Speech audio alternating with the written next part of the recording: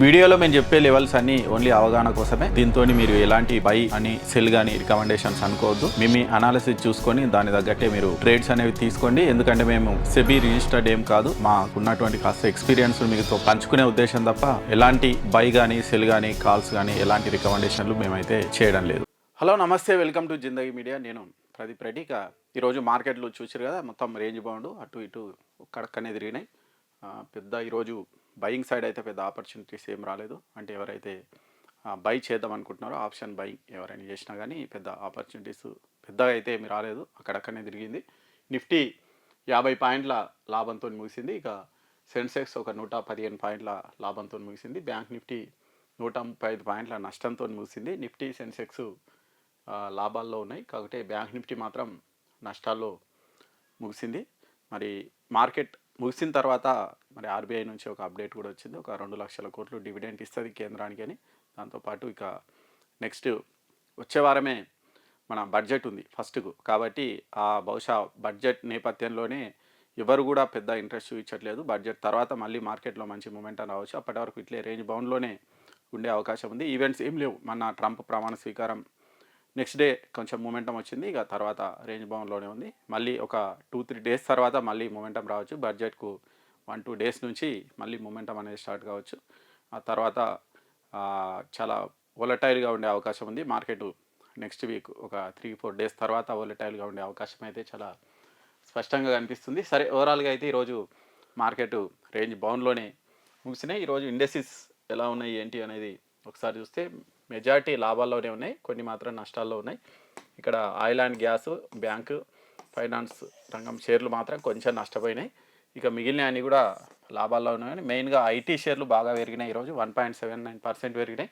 ఇక మీడియా షేర్లు 1.4%, pharma, auto, reality ఇవన్నీ కూడా దాదాపు 1% అట్లా పెరిగినాయి. సరే, ఓవరాల్గా ఎక్కువ ఇండస్ట్రీస్ అయితే లాభాల్లో ఉన్నాయి, కొన్ని మాత్రమే నష్టాల్లో ఉన్నాయి. యాక్చువల్లీ బ్యాంక్ నిఫ్టీ ఇది మంచి సపోర్ట్ చేసి ఉంటే ఇంకా మంచిగా పెరిగేది. కాకపోతే ఈరోజు పెద్దగా సపోర్ట్ అనేది చేయలేదు. కాబట్టి ఓవరాల్గా మార్కెట్లో అయితే రేంజ్ బౌండ్లోనే ఈరోజు కదలానే.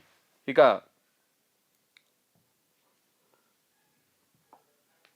మరి మార్కెట్స్ రేపు ఎలా ఉండొచ్చు ఏంటి అనేది ఒకసారి చూసే ప్రయత్నం చేద్దాం. అంతకంటే ముందు యాక్చువల్లీ నేను నిన్న వీడియో చేయలేకపోయినా కొంచెం, అందుకే ఒకసారి ఈ వీడియో అంటే నిన్నటి మార్కెట్ గురించి కూడా ఒకసారి మనం డిస్కస్ చేద్దాం.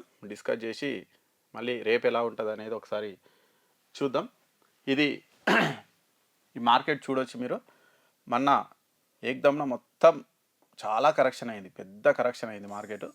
కరెక్షన్ అయ్యి నేను ఆల్రెడీ నిన్న ఒక లెవెల్ పెట్టినా. నిఫ్టీలో చూస్తే ఇక్కడ ఎగ్జాక్ట్గా ఈ లెవెల్ పెట్టినా. మార్కెట్ ఇక్కడెక్కడనే ఉన్నప్పుడు ఇక్కడ టచ్ అయితే మళ్ళీ నేను బై సైడ్ ఉంటాను.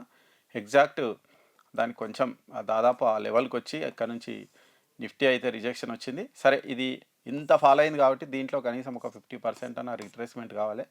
ఆ 50% రిట్రేస్మెంట్ అయితే నిన్న ఇవాళ అయ్యింది. ఇక పైకి పోలే మరి మార్కెట్. కాబట్టి ఇక బహుశా ఇక్కడిక్కడనే రేంజ్ బౌండ్లోనే ఉండి బడ్జెట్కు కొంచెం ముందో వెనుకనో ఇక్కడనో మంచి మూమెంటం అయితే ఇచ్చే అవకాశం ఉంది మార్కెట్.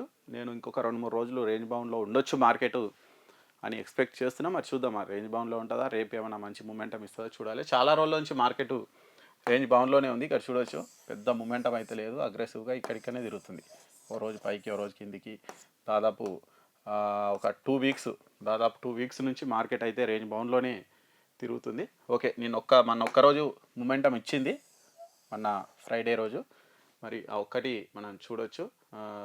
మంగళవారం రోజు మంచి మూమెంటం ఇచ్చింది.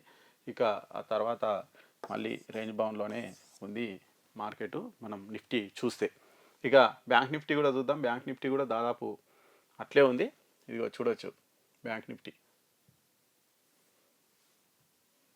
ఇది బ్యాంక్ నిఫ్టీకి సంబంధించి ఇది ఎగ్జాక్ట్ మన లెవెల్ అయితే నిన్న టచ్ చేసింది. టచ్ చేసి ఎంత మంచి రిజెక్షన్ ఇచ్చింది చూడండి. నిన్న బ్యాంక్ నిఫ్టీలో మాత్రం మంచి ప్రాఫిటబుల్ వచ్చింది మనకు. నిన్న ఎగ్జాక్ట్ ఇక్కడికి మన లెవెల్ నిన్న మనం పెట్టినాము, ఆ లెవెల్ టచ్ చేసి ఎగిరిపోయింది మళ్ళీ మార్కెట్. సరే, ఈరోజు కొంచెం పైకి వెళ్ళి మళ్ళీ కిందికి వచ్చింది, ఇక్కడికనే తిరిగింది. మొన్న అంతకుముందు రోజు బ్యాంక్ నిఫ్టీ పర్వాలేదు. ఈ 3 డేస్ నుంచి మంచి మూమెంటం అయితే ఇచ్చింది. నిఫ్టీ పెద్ద ఇవ్వట్లేదు. ఓన్లీ మన మంగళవారం రోజే మనకు నిఫ్టీలో మూమెంటం అనేది వచ్చింది. అంతే, ఇక ఒక 3-4 డేస్ తర్వాత మళ్ళీ ఇక మళ్ళీ మన మాట అనేది స్టార్ట్ చేయొచ్చు. అది బహుశా నేను బుధవారం నెక్స్ట్ నిఫ్టీ ఎక్స్పైరీకి మంచి మూమెంటం వస్తుందని నేను అయితే ఎక్స్పెక్ట్ చేస్తున్నా. చూద్దాం మరి వస్తుందా రాదా అనేది. సరే, ఓవరాల్గా అయితే బ్యాంక్ నిఫ్టీ నిన్న మంచి మన లెవెల్ అయితే మంచిగా రెస్పెక్ట్ చేసింది నిన్నటి లెవెల్. ఇక మరి రేపు ఎలా ఉండొచ్చు మార్కెట్ అనేది ఒకసారి చూసే ప్రయత్నం చేద్దాం. ఇవి రేపటికి సంబంధించి లెవెల్స్.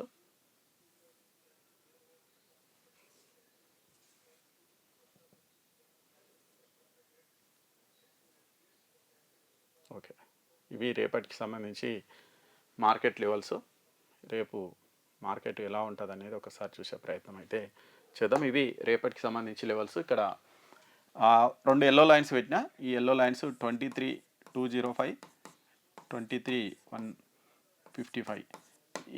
ఇక్కడ ఉంటే మాత్రం నేను ఎలాంటి ట్రేడ్లు తీసుకోను. ఒకవేళ మార్కెట్ ఇక్కడ రిజెక్షన్ అయ్యి పైకి వస్తే ఈ 23,205 దగ్గర నేను బయింగ్ చేస్తా, కాల్ ఆప్షన్ బై చేస్తా. ఇంతవరకు ఉంటా. 23,416 వరకు అయితే నేను ఉంటా. అంటే ఫ్లాట్గా ఓపెన్ అయితే మార్కెట్ ఇక్కడ ఈ రేంజ్లో ఉంటే మాత్రం నేను చేయను. దీని పైన కనుక క్లోజ్ అయితే 23,205 నుంచి 23,416 వరకు నేను కాల్ సైడ్ అయితే ఉంటా. బయింగ్ ప్లాన్ అనేది చేస్తా. లేదు ఒకవేళ 23,155 కింద కనుక క్లోజ్ అయితే ఇక్కడ రిజెక్షన్ వచ్చి ఇక్కడ నుంచి సెల్ సైడ్ ఉంటా. 22,978 వరకు అయితే నేను సెల్ సైడ్ ఉంటా రేపటి వరకు మార్కెట్ ఫ్లాట్గా ఓపెన్ అయితే. లేదు గ్యాప్ డౌన్ అయిందంటే సేమ్ ఇంతవరకు రానియండి, వచ్చిన తర్వాత ఇక్కడ రిజెక్షన్ వస్తే ఇక్కడ నుంచి బై ప్లాన్ చేస్తా ఇంతవరకు. మళ్ళీ ఇక్కడ రిజెక్షన్ వస్తే ఇక్కడ నుంచి కిందికి సెల్ ప్లాన్ చేస్తా. ఒకవేళ ఈ లైన్ కనుక బ్రేక్ అయ్యి స్ట్రాంగ్ క్యాండిల్తో బ్రేక్ అయితే దీన్ని రీటెస్ట్ మీద ఇంకొక సెల్లింగ్ ప్లాన్ చేస్తా. 22,784 వరకు సెల్లింగ్ ప్లాన్ అనేది చేస్తా. అంతే రేపటి వరకు నా ప్లాన్. ఒకవేళ గ్యాప్ అప్ అయ్యి ఇక్కడ కనుక రిజెక్షన్ వస్తే 23,416 దగ్గర రిజెక్షన్ వస్తే ఇక్కడ నుంచి ఇక్కడ వరకు సెల్లింగ్ సైడ్ ఉంటా ఫస్ట్. ఒకవేళ ఈ లైన్స్ కూడా బ్రేక్ అయితే ఇంతవరకు సెల్లింగ్ సైడ్ ఉంటా. కాబట్టి గ్యాప్ అప్ అయ్యి ఇక్కడ రిజెక్షన్ వస్తే 23,416 దగ్గర నేను సెల్ చేస్తా. లేదు ఫ్లాట్గా ఓపెన్ అయితే ఇక్కడ పైకి రిజెక్షన్ వస్తే ఇంతవరకు బయింగ్ సైడ్ ఉంటా, కిందికి వస్తే ఇక్కడ నుంచి ఇక్కడ వరకు సెల్లింగ్ సైడ్ అనేది ఉంటా. అంతే రేపు నిఫ్టీ. నేను అంతకుమించి పెద్ద మూమెంటం అయితే ఎక్స్పెక్ట్ చేయట్లేదు. ఒకవేళ వస్తే చూద్దాం.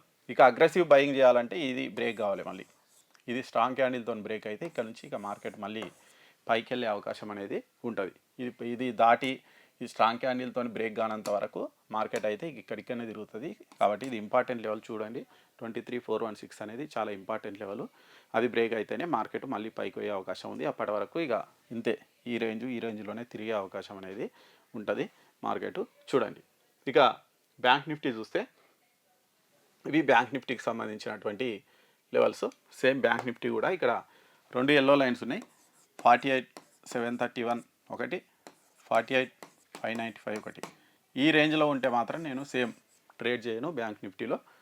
ఒకవేళ ఈ లైన్ కనుక బ్రేక్ అయితే రిజెక్షన్ వస్తే 49,037 వరకు, అంటే దాదాపు ఒక 300 పాయింట్లు నేను బయింగ్ సైడ్ ఉంటా ఇక్కడ నుంచి ఇక్కడ వరకు. ఒకవేళ ఇది కూడా బ్రేక్ అయితే దీని రీటెస్ట్ మీద ఇంతవరకు కూడా నేను బయింగ్ ప్లాన్ అనేది చేస్తాను. 49,528 వరకు బయింగ్ ప్లాన్ అనేది చేస్తాను ఒకవేళ మార్కెట్ ఫ్లాట్గా కనుక ఓపెన్ అయితే. లేదు గ్యాప్ డౌన్ ఓపెన్ అయింది, దీని రిజెక్షన్ వచ్చింది అంటే 48,595 రిజెక్షన్ కనుక వస్తే ఇక్కడ నుంచి సెల్లింగ్ చేస్తా ఇంతవరకు 48,113 వరకు నేను సెల్లింగ్ సైడ్ ఉంటా. ఒకవేళ ఇక్కడ కిందికి కనుక రిజెక్షన్ వస్తే ఇక్కడ ఈ లైన్ కనుక బ్రేక్ చేస్తే ఇంతవరకు నేను సెల్లింగ్ సైడ్ అనేది ఉంటా. ఒకవేళ గ్యాప్ డౌన్ అయితే సేమ్ ఇక్కడ రిజెక్షన్ వస్తే ఇక్కడ నుంచి బై ప్లాన్ చేస్తా ఇంతవరకు. ఒకవేళ ఇంకా చెప్పిన కదా ఆల్రెడీ, ఇది కనుక బ్రేక్ అయితే ఇక్కడ నుంచి ఇక్కడ వరకు నేను బయింగ్ ప్లాన్ అనేది చేస్తా. ఒకవేళ ఇక్కడ బ్రేక్ కాలే, ఫస్టే పెద్ద గ్యాప్ డౌన్ ఓపెన్ అయింది, ఎగేసుకొని ఇంతవరకు అయింది, ఇక్కడ రిజెక్షన్ కనుక వస్తే సేమ్ ఇక్కడ నుంచి సెల్లింగ్ సైడ్ చేస్తా. 49,37 నుంచి 48,731 వరకు సెల్లింగ్ సైడ్ ఉంటా. ఒకవేళ ఇక్కడికి వచ్చిన తర్వాత స్ట్రాంగ్ క్యాండిల్ బ్రేక్ అవుతుందా లేకుంటే మళ్ళీ ఇక్కడ రిజెక్షన్ వస్తుందా అనే దాన్ని బట్టి నా పొజిషన్ అనేది ఎగ్జిట్ అనేది అవుతాను. అది రేపటికి సంబంధించి బ్యాంక్ నిఫ్టీలో మన లెవెల్స్. ఇక్కడ ఈ మధ్యలో ఉంటే మాత్రం నేను ట్రేడ్ చేయను. ఇది బ్రేక్ అయితే సెల్లింగ్ చేస్తా, ఇది బ్రేక్ అయితే ఇక్కడ వరకు బయింగ్ అనేది చేస్తా. ఒకవేళ మార్కెట్ మంచిగా పైకోవాలంటే సేమ్ ఈ 49,528 ఏదైతే ఉందో ఇది స్ట్రాంగ్ క్యాండిల్తో బ్రేక్ అయితే ఇక మళ్ళీ మార్కెట్ పైకి పోయేటువంటి అవకాశం అనేది ఉంటుంది. అప్పటి వరకు అయితే మళ్ళీ బ్యాంక్ నిఫ్టీ కూడా సేమ్ ఇక్కడిక్కడనే తిరిగే అవకాశం అనేది ఉంటుంది. కాబట్టి జాగ్రత్త. ఇక ఈ 2-3 రోజులు కొంచెం రేంజ్ బౌండ్లో ఉండొచ్చు. ఆ తర్వాత బడ్జెట్ ముందో వెనకనో మంచి మూమెంటం అనేది ఖచ్చితంగా వస్తుంది. ఏదో ఒక సైడ్ అయితే మార్కెట్ మనకు సిగ్నల్స్ ఇచ్చే అవకాశం ఉంది. అప్పటి వరకు ఇంతే, పెద్ద ఈవెంట్స్ కూడా ఏమీ లేవు. ఇంకేమైనా ఉంటే మన టెలిగ్రామ్ గ్రూప్లో ఏమైనా ఉంటే అప్డేట్ చేసే ప్రయత్నం అయితే చేస్తాను. మన టెలిగ్రామ్ గ్రూపు జాయిన్ కావాలనుకుంటే డిస్క్రిప్షన్లో లింక్ ఉంటుంది, అందులో క్లిక్ చేసి జాయిన్ కాండి. Thank you.